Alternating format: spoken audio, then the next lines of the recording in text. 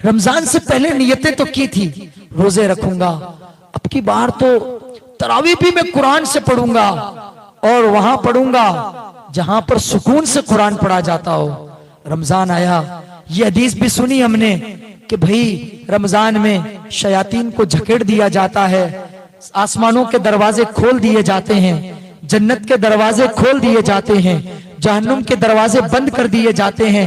अरे भाई जब शयातीन बंद है फिर भी हम ये बहाना क्यों बनाते हैं कि शैतान ने बहका दिया, नफ्स के बहकावे में आ गया।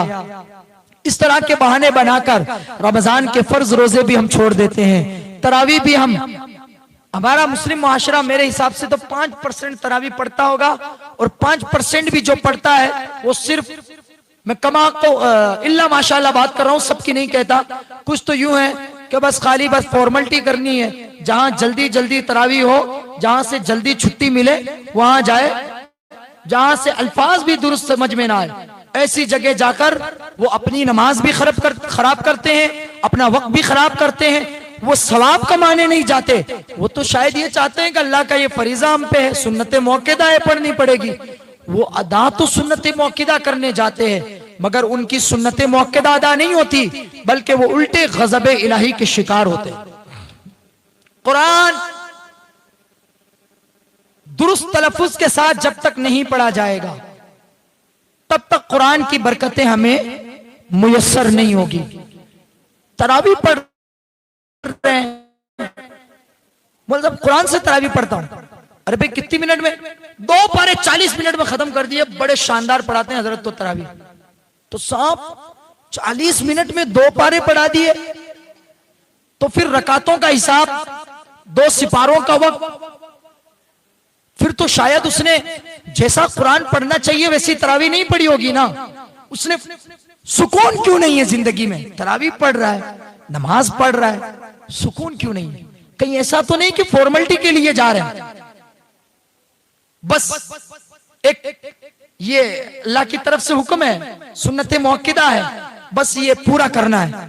अगर इस वजह से हम जा रहे हैं तो फिर लाख हम 20 रकात की जगह चाहे पूरी रात हम नफल पढ़ते जाएं, हमारी कोई भी नफल नमाज और कोई भी सुन्नत अल्लाह की बारगाह में कबूल नहीं, क्योंकि हम उससे बहुत समझ रहे हैं ना कि यार फला इमाम साहब तो कुरान से पढ़ाते हैं और वो एक पारे में 1 घंटा 5 मिनट लगाते हैं, हम तो वहां पढ़ेंगे जहां 1 घंटा 25 मिनट में एक पारा पढ़ा देते हैं। अलम तरा से भी तरावी अल्लाह अल्लाह 17 मिनट में बताते लोग आके मुझे, हजरत वहां 17 मिनट में तरावी होती है, वहां 16 मिनट में कंपटीशन चल रहा है तरावी में भी, वहां जाओ वहां 15 मिनट में फ्री, वहां अगर कहीं 15 मिनट 16 मिनट में तरावी आप पढ़ रहे हैं तो इमाम साहब की रिकॉर्डिंग करके आप मुफ्ती साहब के पास फतवा मांगने के लिए जाएं और कहें हमारे इमाम साहब ऐसी तरावी पढ़ाते हैं, मैं फतवा नहीं दूंगा क्योंकि मैंने जुम्मे में फतवा दिया तो 2-4 दिन तक मेरा ही मौजू रहा, ओह घोसियों का इमाम ने फतवा दिया तरावी नहीं होती, तो अब मैं फतवा नहीं दूंगा। आप उसकी तरावी रिकॉर्ड करें, मुझे उमर जी आके बताते रहते हैं कि हजरत फलां चौराहे पे आपके खिलाफ बात हो रही थी, फलां यहाँ ये बातें कर रहे थे कि उसने ये फतवा दिया है, तो उमर जी बड़े मुजाहिद आदमी है कि अच्छा तू इतना बड़ा मुजाहिद है तो चल तू इस्माइल साहब भी यही है, तू भी यही है, मैं उनसे रूबरू करवाऊं ये फतवा दिया है क्या दिया है, पूछे ये बेटे मुजाहिद मेरे सामने। फिर ये भी बातें बनाते हैं, इस तरह की बातें भी सुनने में आती है। अल्लाह रहम फरमाए उम्मत मुस्लिमा के हाल पर। अर्ज ये कर रहा था मैं फतवा नहीं दूंगा, आप उनकी तरावी की रिकॉर्डिंग करें, चाहे वो सूरा तरावी पढ़ाते हो चाहे वो कुरान से तरावी। पहली बात तो ये वो रिकॉर्डिंग का नाम सुन के ही वो ज़ेरो ज़बर हो जाएगा कि रिकॉर्डिंग हो रही है साहब, रिकॉर्डिंग हो रही है ना।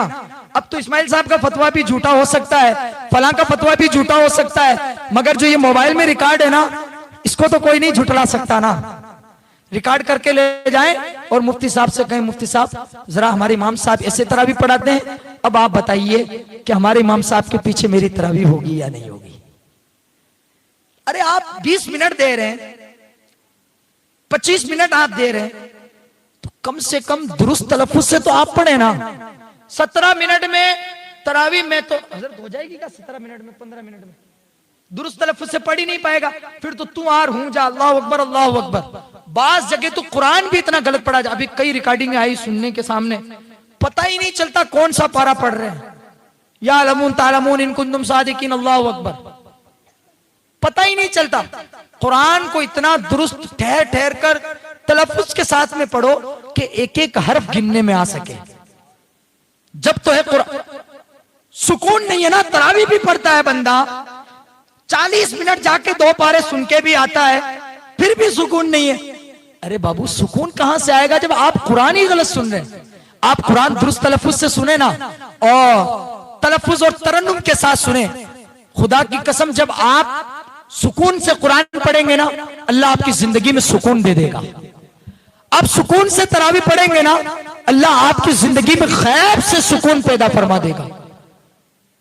तरावी पढ़ रहे हैं, सुकून नहीं मिल रहा, अरे भाई वो गलत पढ़ रहे हो कुरान, तभी आपको सुकून नहीं मिल रहा है।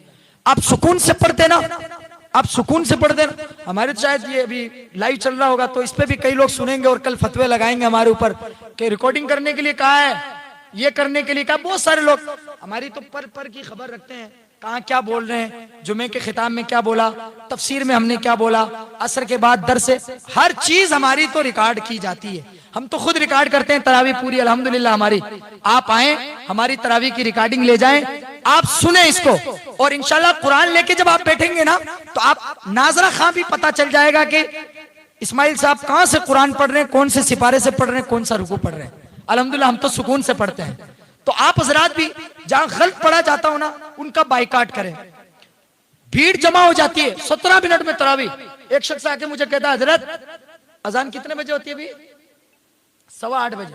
शायद अभी तो कई मस्जिदों में जहां अलम तरा तरावी होती है तो वहां 8:30 बजे होती है। हमारे यहाँ कुरान से होती है, और अल्हम्दुलिल्लाह एक सिपारे में हम 1 घंटे से 5 से 10 मिनट लगाते हैं, तो हम वही वक्त रखते हैं ताकि मुतय्यना वक्त पर फ्री होकर लोग खाना वाना खाकर सो जाएं और सहरी के वक्त में बासानी उठ भी जाएं।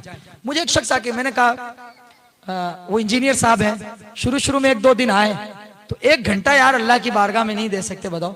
मैंने कहा इंजीनियर साहब 2 दिन तो दिखे आप रमजान के चांद की तरह, फिर कहाँ गायब हो गए आप, नजर नहीं आए। तो कहते हैं हजरत मैं तो वहां जाता हूँ। मैंने कहा अच्छा वहां कितने मिनट में?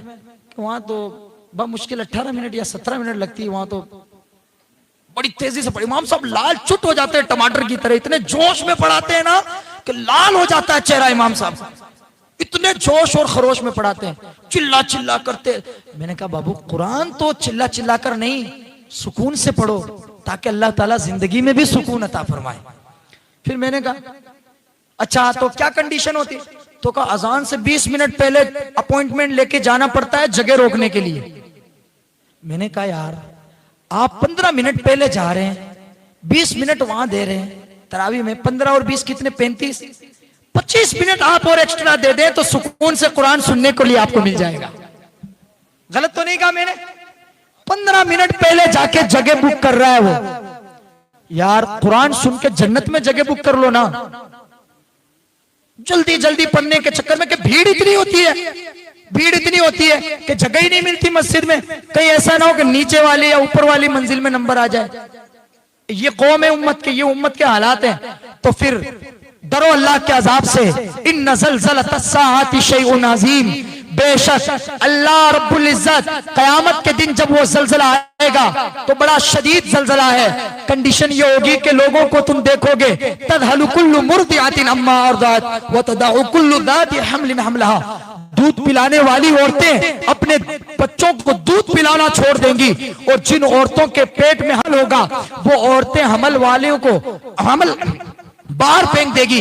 ऐसी कंडीशन होगी और लोगों को देखोगे कि वो नशे की हालत में है, लेकिन रब कहता है वमा हुम बिसुकारा, वो नशे की हालत में नहीं होंगे। वलाकिन्ना अज़ाबल्लाहि शदीद, बेशक अल्लाह का अजाब बड़ा शदीद है। अल्लाह के अजाब से डरो, वरना पहली उम्मतों में इतनी आसानियां नहीं थी दोस्तों। कोई कौम किसी नबी की नाफरमानी करती, बेईमानी करती, कोई हरामखोरी करती ना कौम, अल्लाह इतनी छूट नहीं देता। झूठ बोलती कौम, हराम कमाती, हराम खाती, ज़िना करती, शराब पीती, अल्लाह का अजाब उस कौम पे आता। उस कौम को जो है अल्लाह तबाह बर्बाद करके रख देता, नीस्तो नाबूद करके रख देता और उसे निशाने इबरत बना देता। आप कुरान पढ़ें, कुरान में पत्थरों के अजाब का जिक्र मौजूद है, हवा के अजाब का जिक्र मौजूद है, टिड्डियों के अजाब का जिक्र मौजूद है, खून के अजाब का जिक्र मौजूद है, इसके अलावा कई सारे अजाबात मौजूद है। इसके बावजूद भी आप देखें अल्लाह ताला हम पे अजाब नहीं भेजता। इसकी वजह क्या है? वजह तो सिर्फ इतनी है कि हुजूर की वजह से अल्लाह हम पे अजाब नहीं भेजता।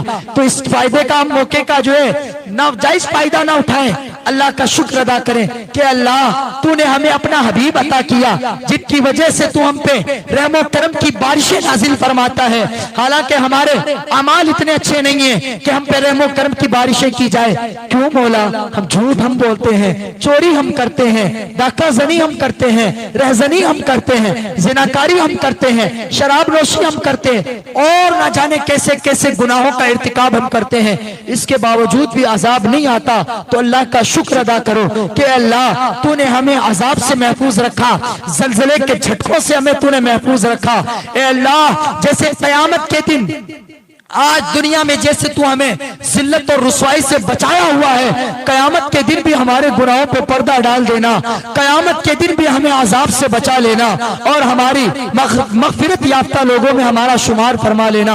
अल्लाह हम सबको आमाल सालिहा करने की तौफीक अता फरमाए। अल्लाह ताला हम सबको पंज वक्ता नमाज का आदी बनाए। अल्लाह ताला हम सबको रमजानुल मुबारक के रोजे रखने की तौफीक अता फरमाए।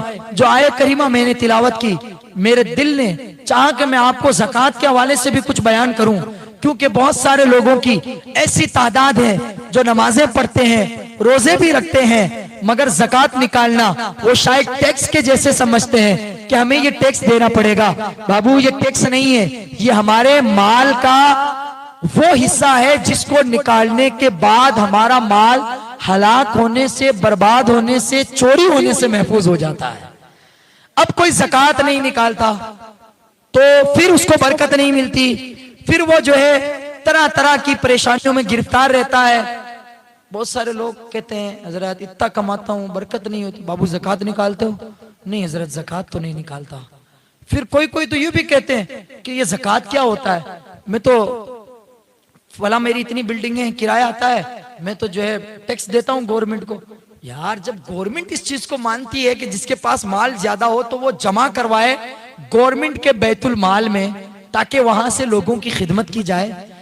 ये तो अब हमें कह रहे हैं, हमारे नबी ने तो आज से 1400 साल पहले हमें कह दिया कि जिसके पास इतना माल हो उसके ऊपर अल्लाह ने ज़कात फर्ज की है, और ज़कात का मुनकिर काफिर है, ताखीर से अदा करने वाला गुनहगार है।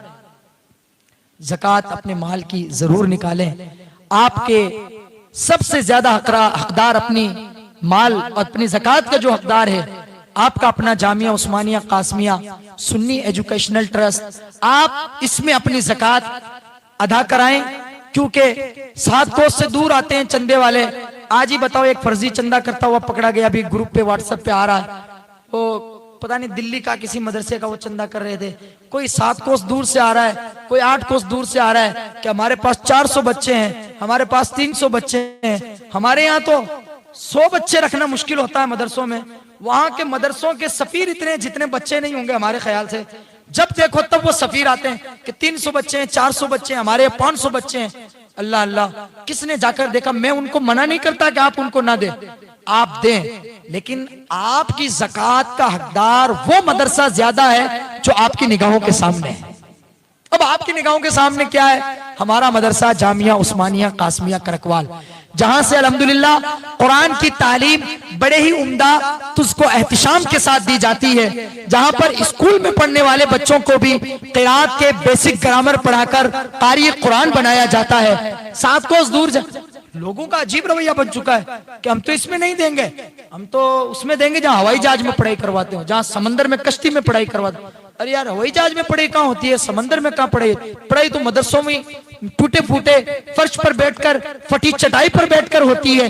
जिस फटी चटाई पर बैठकर कोई अबू हनीफा बन गया, कोई वक्त का गौस बन गया, कोई मोइनुद्दीन गरीब नवाज बन गया, तो फिर फ्लाइटों में, हवाई जहाजों में, समंदर में तैरने फिरने की कहाँ जरूरत है?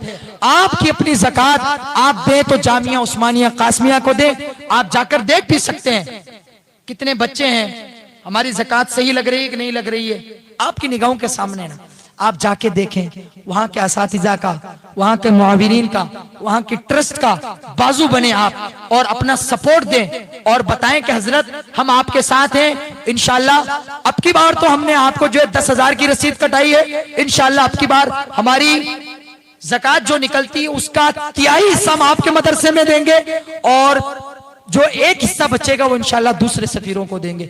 मैं मना नहीं करता दूसरे सफीरों को, लेकिन आप पहले उसको दें जो आपके बगल में है, क्योंकि अल अक़रब फल अक़रब, आप अपने पड़ोसी अगर रिश्तेदार हैं, कोई गरीब हैं, मफलूकुल हाल हैं और यकीनन वो ज़कात के हकदार है, तो आप उन्हें दें, अपने इदारों में दें, करीब के इदारों में, ताकि अपने यहाँ पर तालीमी निज़ाम मजबूत किया जा सके। बताने के लिए बहुत कुछ है, इंशाल्लाह फिर कभी मौका मिला तो ज़कात के टॉपिक पर तफसीली मैं आपसे गुफ्तगू करूंगा। मेरे बाद भी आप सनाखा से नाते सुनेंगे, उलमाए किराम से आप खिताब समात करेंगे और बिलखुसूस काजी अकरम साहब किबला से दरस कुरान समात करेंगे। अल्लाह ताला मुझे आप सबको कही जाने वाली बातों पर कहले और सुनने से ज्यादा अमल करके जिंदगी को मजीद खुशगवार बनाने की तौफीक अता फरमाए। अस्तगफिरुल्लाह रब्बी मिन कुल्लि ज़ंबिन व अतूबु इलैहि व मा अलैना इल्लल बलाग। अस्सलामु अलैकुम व रहमतुल्लाहि व बरकातुहू।